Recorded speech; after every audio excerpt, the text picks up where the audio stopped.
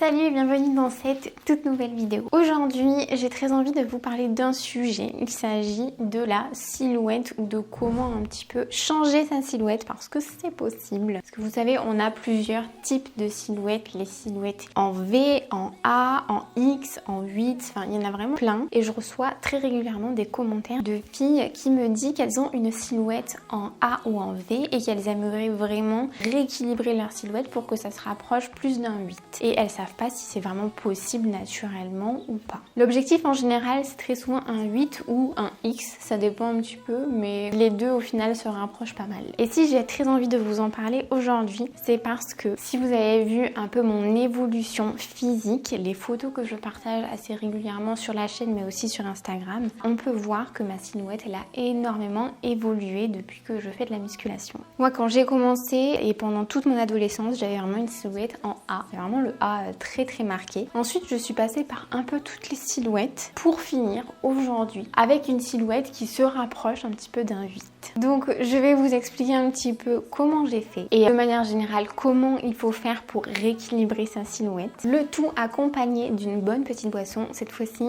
pas de café ou quoi, pas de chaud. Là, il fait déjà trop chaud, mais une bonne petite boisson fraîche. Je me suis fait, n'ayez pas peur, c'est une boisson un peu expérimentale. J'ai mis de la fleur pois papillon en poudre avec un peu de citron, d'où cette espèce de dégradé bleu-violet. Donc on va boire ça. Préparez-vous aussi de quoi boire, c'est important en ce moment avec la chaleur. J'espère que la vidéo va vous plaire. Si c'est le cas, n'hésitez pas à la liker et à vous abonner à la chaîne pour ne pas manquer la suite de mes vidéos. J'ai changé la place de mon fauteuil, je me suis mis pile devant la fenêtre pour essayer d'avoir un peu d'air, mais en fait ça marche pas du tout. C'est pas grave. On va tout de suite goûter cette petite boisson. Eh ben c'est très bon, ça a le goût de l'eau au citron avec un petit goût floral en plus. C'est très bon franchement. Là vous voyez un peu mieux la couleur peut-être. On voit bien le violet ici et hop, ici le bleu. J'adore les couleurs comme ça. Si jamais ça vous intéresse, je pense que je vous partagerai la recette. C'est pas compliqué, hein. Mais je vous partagerai un peu comment j'ai fait en reel sur Instagram. En ce moment, j'adore en partager. Donc si vous ne me suivez pas encore sur Instagram, n'hésitez pas à venir me rejoindre. Alors déjà, avant de parler vraiment de comment est-ce qu'en pratique on peut changer sa silhouette, il faut savoir quelques petites choses. De base, on a toute une morphologie différente. Donc, une silhouette différente qui va changer en fonction de nos os, de là où on stocke la graisse et ainsi de suite. Forcément, il y a des choses qu'on ne pourra pas changer comme nos os. On ne peut pas les élargir, on ne peut pas les changer, ils restent comme ça. Mais il y a des choses sur lesquelles on peut avoir un impact et c'est justement ça qui nous intéresse. Par rapport à la silhouette vraiment en 8, il y a beaucoup de célébrités qui l'ont. La personne qui a un peu lancé cette tendance de hyper 8, c'est Kim Kardashian et de manière générale toutes les Kardashian, elles affichent vraiment une silhouette exagérément en 8. Comme vous vous en doutez, la plupart de ces personnes qui ont un 8 très marqué, c'est pas grâce au sport ou à l'alimentation, c'est clairement parce qu'elles sont passées par la case chirurgie. Donc le plus souvent, elles se font poser en fait des prothèses ou alors elles font du lipofilling, c'est-à-dire qu'on vient prendre de la graisse à un endroit et on vient la réinjecter à un autre endroit pour le faire grossir, voire même parfois c'est les deux, un prothèse plus lipofilling. Et c'est comme ça qu'elles arrivent à ce 8 vraiment à l'extrême avec une taille vraiment toute fine et des hanches hyper larges. Moi, ce qui m'intéresse vraiment à travers cette vidéo, c'est de vous partager les moyens naturels qu'on a toutes. Et c'est notamment ça qui m'a particulièrement aidé moi à redessiner ma silhouette en évitant tout ce qui est chirurgie. Parce que oui, sans chirurgie, on peut quand même améliorer sa silhouette, avoir des résultats, à part si on a de base une morphologie vraiment particulière. Et encore, il y a toujours moyen en fait d'améliorer vraiment sa silhouette, de la redéfinir. Et oui, c'est grâce à l'entraînement, à l'alimentation qu'on va pouvoir se rapprocher de cette fameuse egg shape comme je l'ai fait pour moi-même. Pour y arriver, il va falloir travailler sur 3 zones. La première zone, c'est celle des hanches et des cuisses. Donc c'est ce qui va représenter le bas du 8. Si on travaille bien nos fessiers, nos cuisses, ça va vraiment permettre d'élargir le rendu visuel tout autour de nos hanches. Pour ça, déjà la base pour prendre du volume au niveau des fessiers, c'est de faire des exercices polyarticulaires, comme par exemple celui que j'aime trop, le hip thrust, mais aussi le soulevé de terre sumo, les fentes. C'est des exercices où on va pouvoir et il va falloir mettre des charges lourdes dessus. Ça, c'est vraiment les exercices les plus importants, mais il ne faut pas non plus négliger tous les exercices d'abduction qui vont venir, eux, recruter le petit et moyen fessier. Et si je vous dis ça, c'est que moi j'ai fait l'erreur au tout début de me concentrer uniquement sur les exercices principaux, squat et tout ça, et je ne faisais aucun exercice d'abduction. Parce que je pensais que en fait faire des exercices de base, ça recrutait l'ensemble des fessiers et que c'était pas nécessaire de s'attarder sur des petits exercices et tout ça. Eh bien c'était une erreur parce que les exercices d'abduction, c'est vraiment des exercices qui vont venir solliciter des endroits qu'on ne peut pas solliciter avec d'autres exercices, particulièrement pour recruter vraiment le côté des fessiers. Donc c'est hyper intéressant pour arrondir les hanches. Pour faire ces abductions, l'idéal vraiment c'est d'utiliser une machine à abduction. Ça c'est vraiment le top du top. Après, si vous n'en avez pas, que vous entraînez à la maison comme moi je fais, eh bien il y a d'autres moyens aussi de les recruter. C'est par exemple d'utiliser des glute bands, mais aussi d'utiliser des poids en fait et des disques ou alors même un banc. Et en plus de faire des exercices polyarticulaires, des abductions, ce qui va vraiment aider, moi ça m'a énormément aidé à arrondir un petit peu toute cette partie, c'est de venir travailler ses cuisses.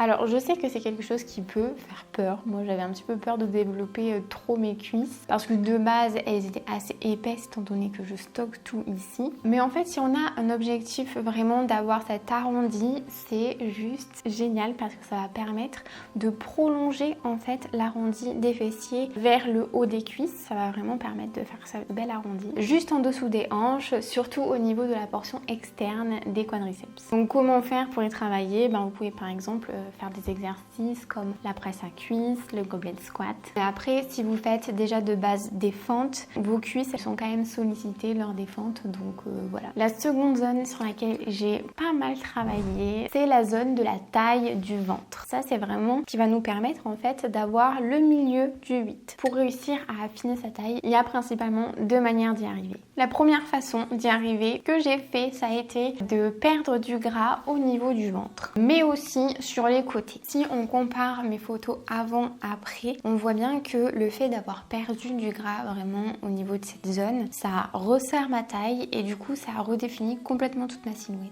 Après, pour ce qui est de comment j'ai fait pour perdre du gras à ce niveau-là, maintenant je pense que vous connaissez un peu ma vision des choses si vous me suivez depuis un petit moment. Ça repose principalement sur se construire une diète complètement personnalisée et adaptée à nous, c'est-à-dire nos goûts, nos besoins, mais aussi mettre en place un déficit calorique progressif, ne pas aller trop vite. En fait, finalement, c'est vraiment tout ce que je vous partage dans ma série sur ma sèche. Si jamais ça vous intéresse et que vous ne l'avez pas vu, n'hésitez pas à aller voir. Vraiment, je vous partage tout sur ma perte de gras, vous saurez tout. Et la seconde manière d'y arriver, c'est de travailler son transverse. Le transverse, c'est un muscle profond au niveau abdominal. Et c'est vraiment lui qui a le rôle de resserrer un petit peu toutes nos viscères. Donc en fait, le but en travaillant notre transverse, c'est de venir tout resserrer pour avoir cet effet ventre plat. Mais aussi ventre plus tonique et ça va dans les deux sens, hein, comme ça et comme ça. Au niveau des exercices, il y a celui qui pour moi est l'un des plus efficaces, c'est le stomach vacuum parce qu'il va venir directement cibler notre transverse. Mais il y a aussi d'autres exercices comme le gainage planche, la roulette abdominale, la bouille. Ça peut vraiment avoir un bon effet si par contre on pense à bien rentrer le ventre pendant les exercices. Et par exemple, si vous avez plutôt une silhouette en H, le fait de venir resserrer la taille, ça va complètement tout changer et vous aurez plus un X ou un 8 simplement en agissant au niveau de la taille. Et enfin, la dernière zone sur laquelle il va falloir travailler et sur laquelle j'ai beaucoup travaillé, c'est celle des épaules et du dos. Je pense vraiment que c'est cette zone-là qui a eu le plus d'impact pour moi parce que, rappelez-vous, je vous disais que moi j'étais vraiment un A, donc il me manquait complètement à élargir le haut de mon corps parce que oui, c'est ça qui va faire du coup le haut du 8. Et quand on est une femme en général, en tout cas ça a été le cas pour moi, dites-moi si vous aussi c'est peut-être le cas, élargir ses épaules, développer son dos, c'est quelque chose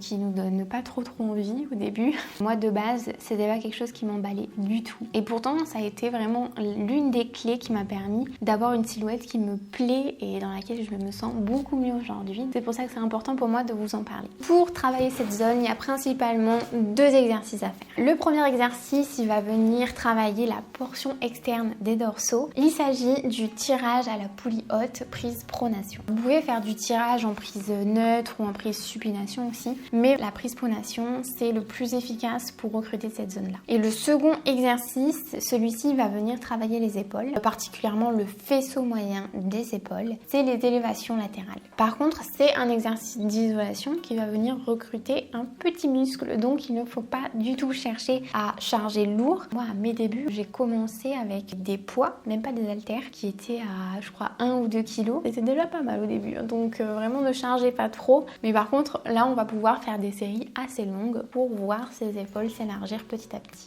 Ça, c'est vraiment tous les petits tips que je vous ai partagés, que j'ai moi-même appliqués et qui m'ont permis de complètement redéfinir ma silhouette, chose que je ne pensais pas possible. Moi, je m'étais dit que j'allais être à toute ma vie parce que j'étais née comme ça. Mais en fait, on a vraiment les moyens de redessiner. Si c'est un objectif pour vous, ben, sachez que c'est possible. Par exemple, si vous avez plus une silhouette en V, c'est-à-dire les hanches plus étroites que les épaules, à ce moment-là, il va falloir plus chercher à élargir ce bas du corps pour rééquilibrer la silhouette. Si vous êtes un H, comme je vous disais, là il va falloir redéfinir cette taille et l'affiner. Il y a d'autres silhouettes qui existent, mais en fait c'est tout le temps sur ces 3 zones qu'il faut venir un petit peu jouer. Soit la largeur d'épaule, l'épaisseur de la taille et la largeur des hanches et des cuisses. Je vous ai tout dit, j'espère en tout cas que cette vidéo vous a plu et surtout qu'elle vous a aidé si jamais c'est votre objectif de vous rapprocher de ce genre de silhouette là. Je vais finir ma petite boisson et je vous dis à très vite pour une autre vidéo.